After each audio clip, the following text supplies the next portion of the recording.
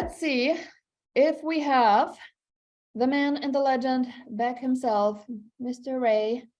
He is actually in the process of writing a book that is all about prospecting and your personality. And I figured before we really dive into more of the events, because I still have more events coming your way, I wanted to really dive deep into personality traits and event itself. So let's see. I know he was gonna. Hi, Janine. Oh, there you go. Perfect. How are you? I'm good. Good. Thanks for hosting this. This is awesome. Thank you for everybody who's here. It's nice to meet you guys. So where should we start? Everything that you've shared has been awesome. I really like the garage sale strategy. I think that's really smart. I do too. It's just, it just aligns. So out of all of them, I'm totally biased. I mean, I do like Easter too, right? Don't get me wrong, but it's my favorite one. Also because I attribute 6 figures in commissions to it. Well, it seems like with the garage sale strategy, you're more of like an event planner, right? Catering to the neighborhood and setting it up and managing it and promoting it. But then you're like seriously increasing your hyper local database fast because you're just putting it out there like, hey, this is what I'm going to do. We have a garage sale permit. It's going to be this date. All you need to do is put all your stuff out, right? Absolutely. So I think that's cool. I like it.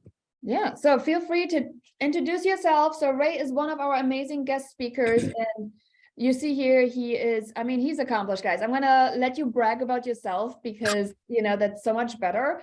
You see here he's written a book, he's helped start up companies, he's successfully sold companies, and he's in real estate. So welcome, Ray. Thanks for sharing all of this with us. Yeah, thank you for having me, guys. I don't like to brag about myself. That is not something I'm good at, but I've been here in Chicago since 2011. I'm originally from Los Angeles, California. I tell everybody I moved here for the weather, of course.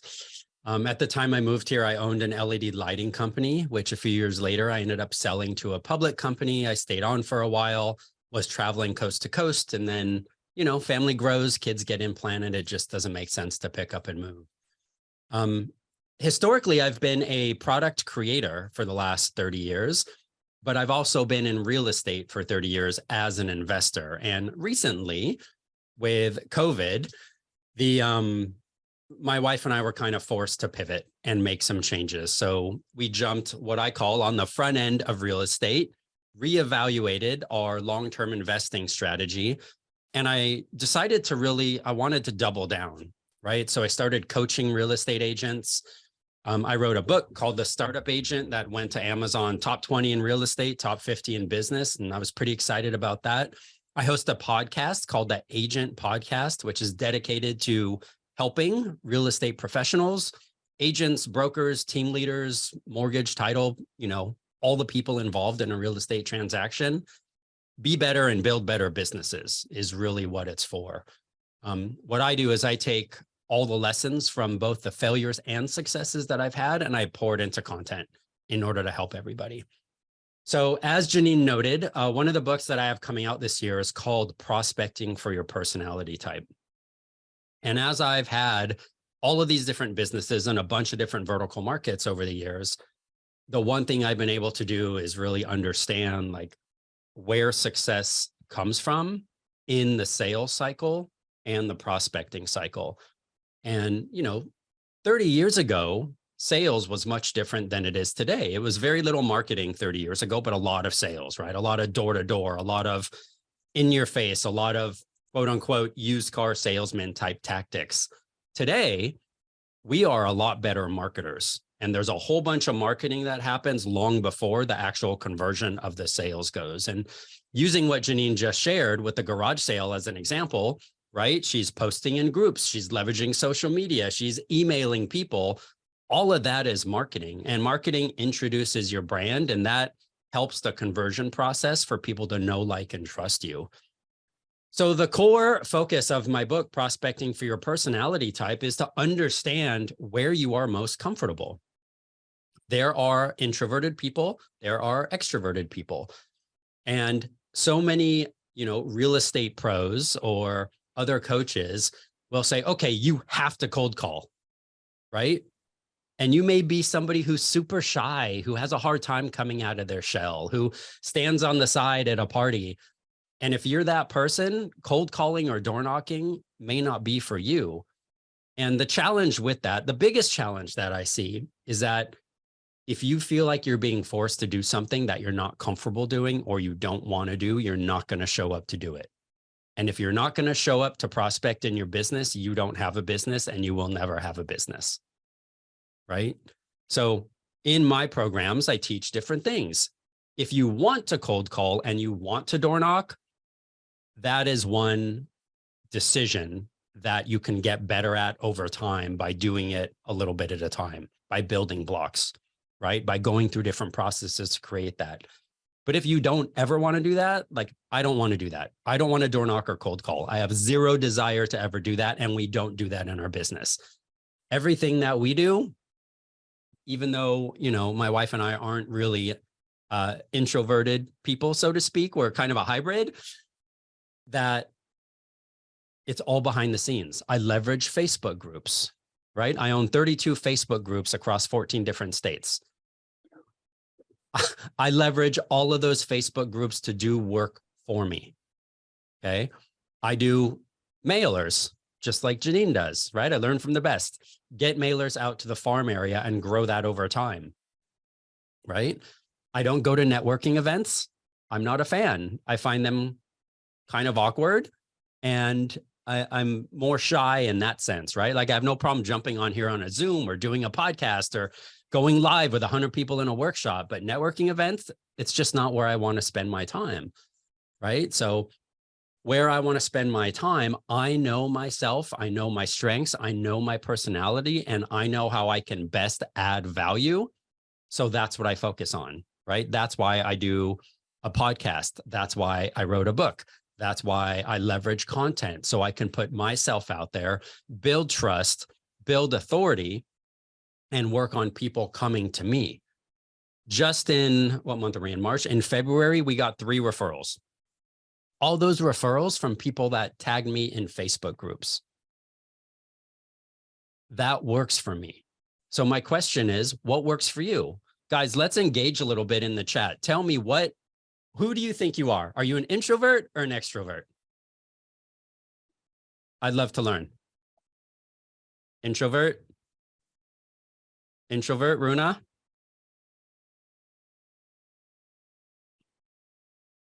Come on, guys. We got 16 people plus Janine and I on here. Introvert, extrovert, Valerie. Okay, awesome. She's in Chicago. Introvert, Mary. Extro, Annabelle. Wendy, intro with a little extra. I love it. Little hybrid going on. I think that's where I fit into. All right. So now that you guys shared that, let's share what is your favorite prospecting method that has currently worked for you, let's say in the last 12 months. Caitlin, I'm an outgoing introvert. I love it.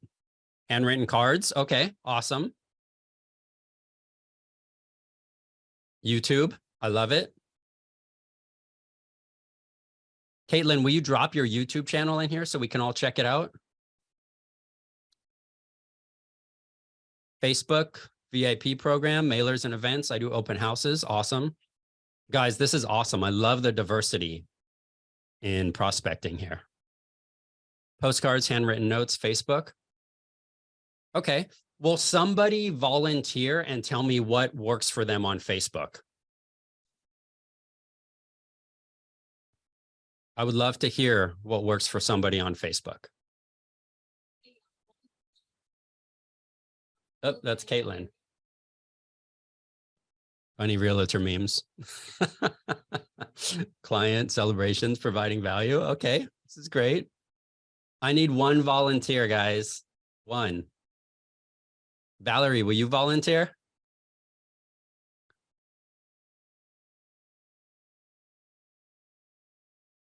No takers. I am so sorry. That's okay. I'm watching my granddaughter. So I'm kind of like eyes on her because she's really fast. So sharing what works for me on Facebook or what handwritten notes or Sure. Let's talk. I mean, what you're doing. I know you're doing postcards. I know you're doing handwritten cards. So share a little bit with what works for you and how you're leveraging your strengths to prospect. So I last April hired an admin. So to get control of my database and reaching out to them. Mhm. I have a farm of 1,000 people. So looking to get more involved. I do a food drive, I do a garage sale, I do neighborhood flags. Oh my gosh, I'm going to do rent a dumpster. Going to do more events like Halloween, Easter, things like that. My only question with that is, what if, people aren't religious and celebrate those holidays? But I guess you just can't worry about it. Handwritten notes, I send out 25 to 30 a day. I think I've been doing that forever. And sometimes I put a little lottery ticket or something, a cute little note in there. Just thinking of you. And I have a really big success with that. Postcards, just keeping people up to date with who's on my team, just listed, just sold. We're working on right now, calendar of events every month, what we're doing, save the date. We're doing a big VIP event in Crystal Lake at the quarry. So I'm sharing way too much, but No, I love it. Valerie, thanks for one sharing. question. How long have you been in real estate? So I started in 97 in new homes construction. Okay. And then I took a couple of years off and started back in 2004. So knowing what you know now, what strengths have you been able to leverage to really dial in your prospecting, right? If you could go back 20 years to 20 years ago and say, okay, it's 2004, here I am, I'm starting over again, basically. What are some things that you would tell yourself from a prospecting perspective that you've really learned to leverage in your business? I guess I really learned that, and I'm not supposed to say this, is moving from one brokerage to another. The brokerage I'm with now is kind of eye-opening, made me realize like, oh my gosh, I wasted how many years because they didn't really drive me to own my own business, what to do in my business. So hiring an admin has been key for me. It was really hard for me to give up some power, which I'm still working on because I'm a control freak. But I have a business partner now. We just got a buyer's agent, and she kind of streamlines everything with that. So having an admin and having a coach makes a huge difference. I love it. Thanks for sharing that. I think that you bring up a good point, right? Is that who here realized when they started being a real estate agent, realized that they were becoming an entrepreneur or that they just started a startup company? All right, that's something that you don't learn in real estate school. You go to school to get your license, you get your license, they tell you to get out, and that's it. You're on your own, right? You have to figure it out. And you are a business owner at the end of the day. So circling back to prospecting with what we're covering here, 80% of your business is prospecting. We are in the people and partner business. That's all real estate is, right? And it's relationships. So relationships are with partners. Those partners include referral partners, vendors, right? Construction companies, contractors, appraisers, inspectors, all these different people. But then everybody that you're prospecting, that you're doing lead generation for, whether they're buying, selling, investing, or whatever the case may be, all those people are the true assets to your building. And lead generation is just one portion of it. Like that is just the door to get in the room. Once you get in the room, then you have the consistent follow-up methods. Then you have these events that we're talking about. Then you have engaging on social media. Then you have remembering birthdays, house anniversaries, spouses' birthdays, maybe even anniversaries, all of these different things, right? So everything that everybody dropped in here, sphere of influence, postcards, handwritten notes, Facebook, social media, birthday cards, open houses, these are all opportunities to engage with people. And if you can really isolate your strengths, then you can choose. What I like to teach is 3 prospecting methods, 1 long-term, 2 short-term. And if you can put those into play and own those, you will have an unbelievable business if you're consistent. Question isn't, are you going to have an unbelievable business? The question is, can you be consistent? Because consistency is what's going to get you results in this business. And that's one of the things I love about everything Janine teaches is consistency. She has been consistent with building her farm area from 100 houses to 5,000 houses, right? But it didn't happen overnight. It's taken her years to do that. So I would ask you, what 3 lead gen strategies can you get behind and adopt for the next 3 months of the year going into, Q2 of 2023 to really focus on and double down, right? Instead of being so wide or so diversified, maybe really narrow, choose 3, focus on those and have at it and look at the results in your business over time. I promise you they will be different. Janine, what do you think about that? I just typed it in the chat. Consistency is key. Absolutely. So, 3 lead gen pillars. I stand on a tripod myself because it's one of those things where, most agents start struggling because the lead gen source they have got ripped out from underneath their feet. And that is where you as a business owner need to just make sure you are not just relying on eggs in all one basket, right? So think about your past clients. Your past clients need to have a system behind. This is personally why I use the business builder box, right? Your past client follow-up is key for you to make sure that you have a system in place so you move to the next step without dropping the ball on what happened to the people that I already have done business with. So past clients. Farming is, obviously one of my strong lead gen pillars because I love to have a farm where every time I pour something in it, I know my brand grows. I know my household name grows. I know I can do good by more people, right? Having a geographic farm, I can do different tactics, events, mailers, note cards, handwritten cards. It doesn't matter what the tactic is. This is my lead bucket itself. I have my niche. I told you guys now for the 3rd time, I'm German.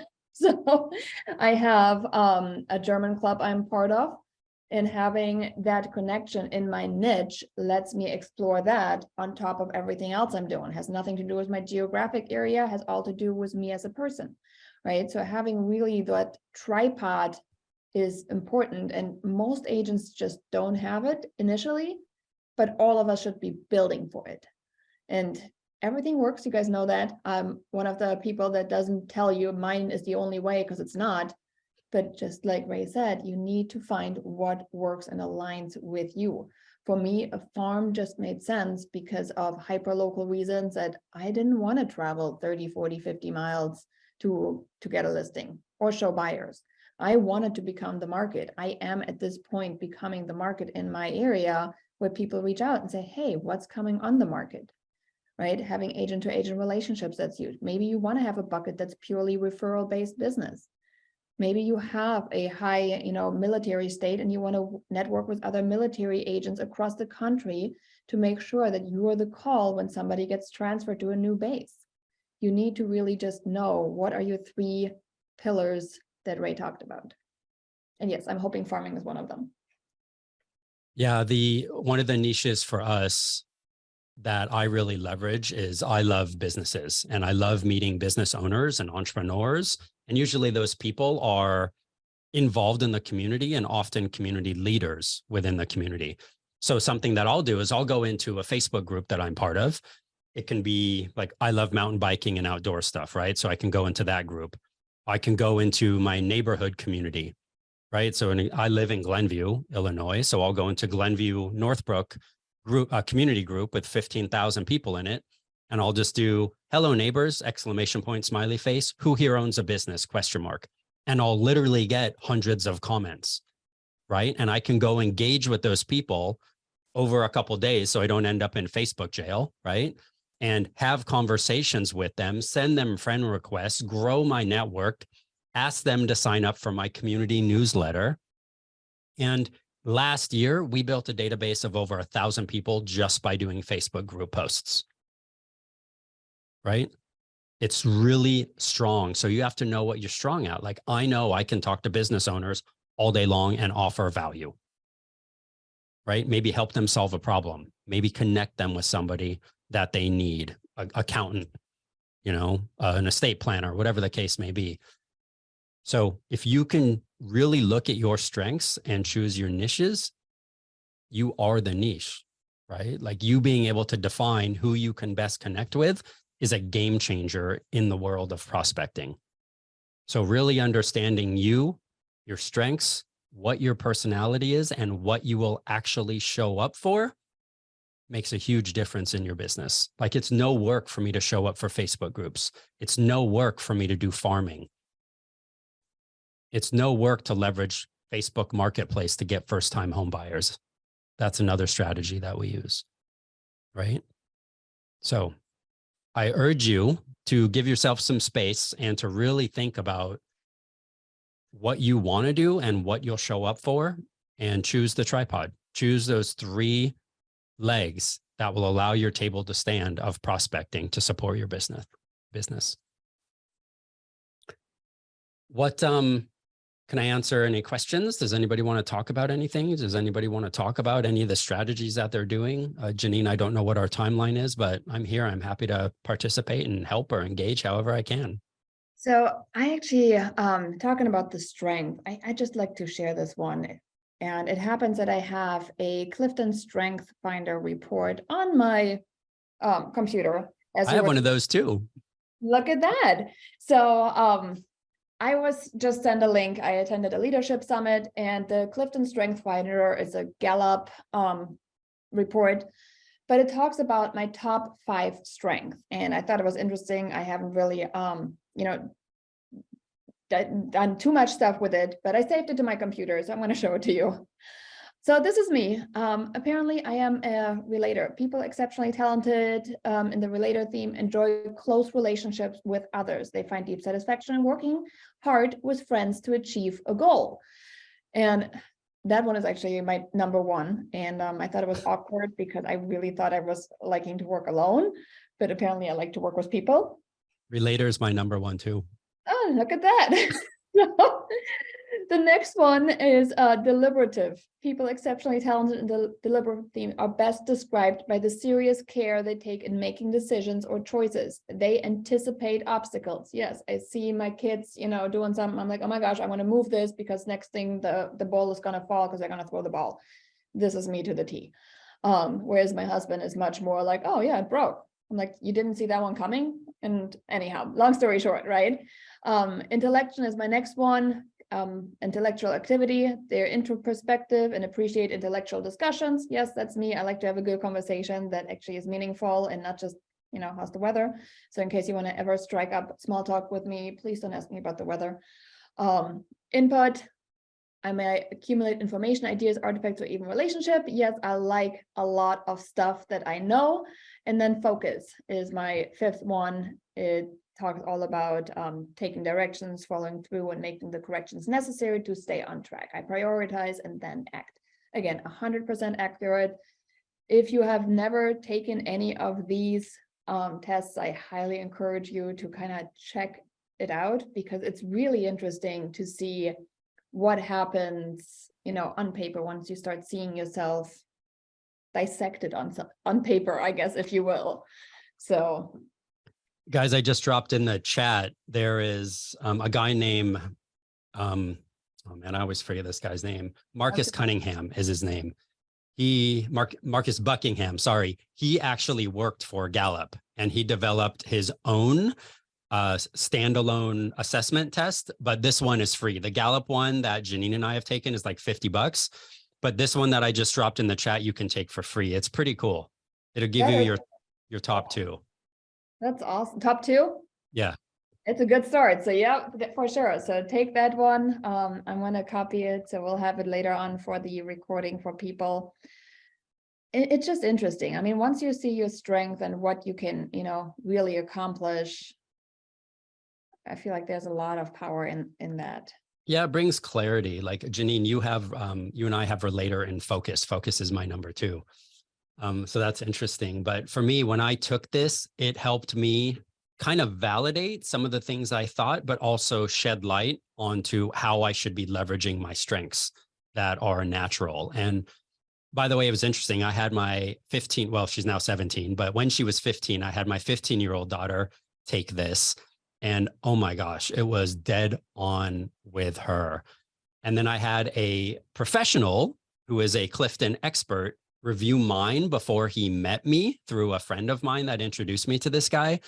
And he described me to a T. And it was so interesting to hear a third party that has never met me just look at my report and talk about my challenges, like in my professional life, and like some of the things that have happened in my personal life based off my strengths and where I should be and what I should be doing. It was super interesting to learn about that.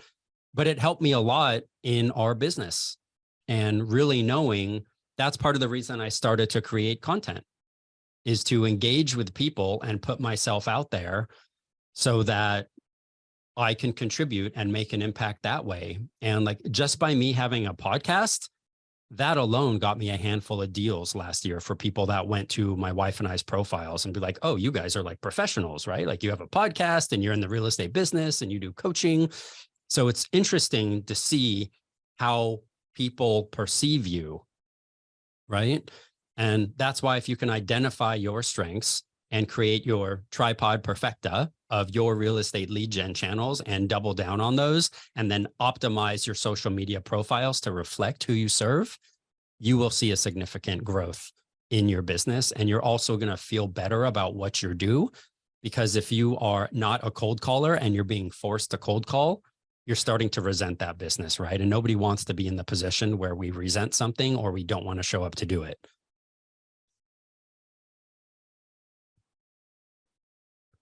So I don't know if that helps anybody. I hope that you guys took something away from all of that. And I hope you can take the assessment, learn something about yourself, and choose your 3 pillars and double down on all those things for your business. I promise you it will make a huge difference. Agreed. And to wrap this one up, I got one other resource that I typically host inside the hyperlocal agent, which is talking a little bit about the DISC profile. So while I like the resources we shared a little bit better, I figured why not share with you one of the basics at least, so you can see everybody is hopefully familiar with DISC. If not, just another personality one. There's a Tony Robbins one if you want to take this one. But this one here really talks about the D, I, S, and C. Dominance, right? Direct, results-oriented, decisive, competitive, a problem solver. If you have a high I, it's the influence, charming, enthusiastic, optimistic, persuasive, inspiring. So those are some of your strengths right there. The S for steadiness, understanding, team player, patient, stable, sincere. And then the C, conscientious, is analytical, diplomatic, precise, compliant, objective, great admin tasks, traits, by the way.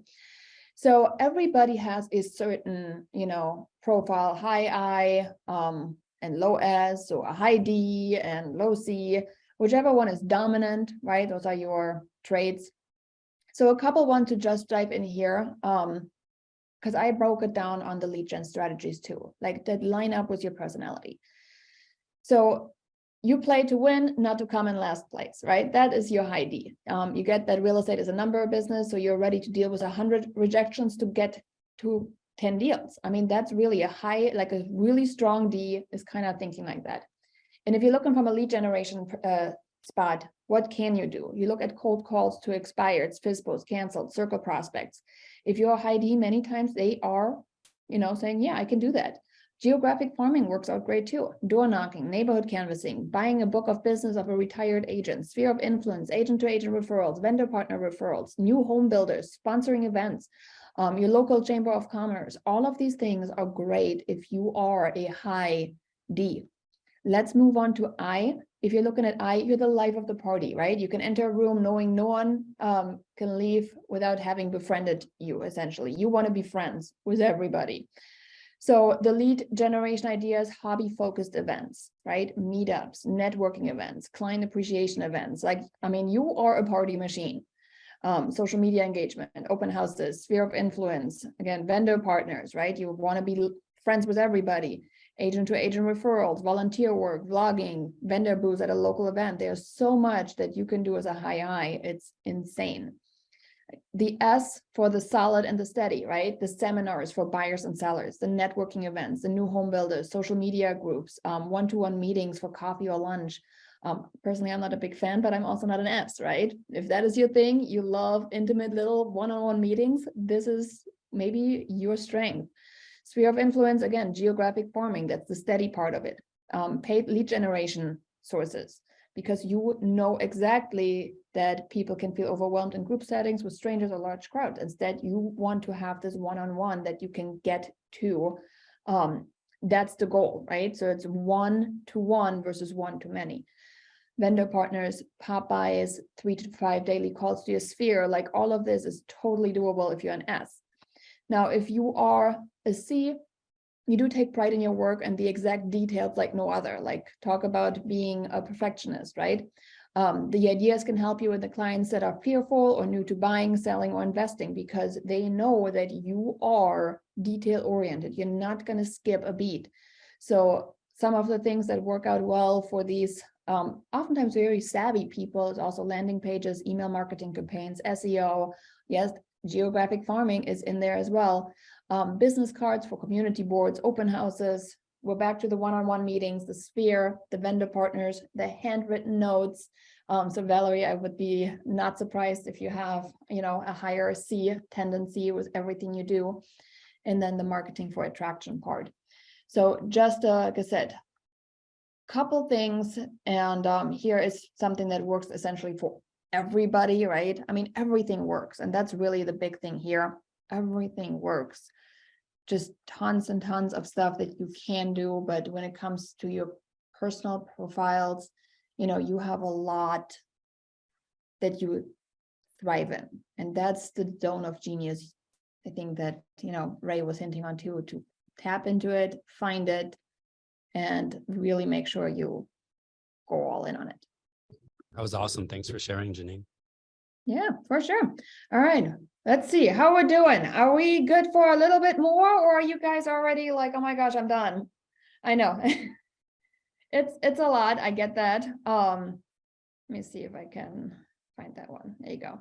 Ray, thank you so much. This was amazing. Yeah, of course. It was my privilege to be here and share. Thanks for including me. All right, so let's see. I got a couple of the big timber events that we can talk about before heading to lunch. If you can handle a couple more, I'd say let's go for it. I'm just gonna find my slides. Let me look for them, because now I closed everything out to show you everything else. Gotta find the slides. Are there any questions so far? I guess we'll take a quick question break, see if there's any questions by anybody.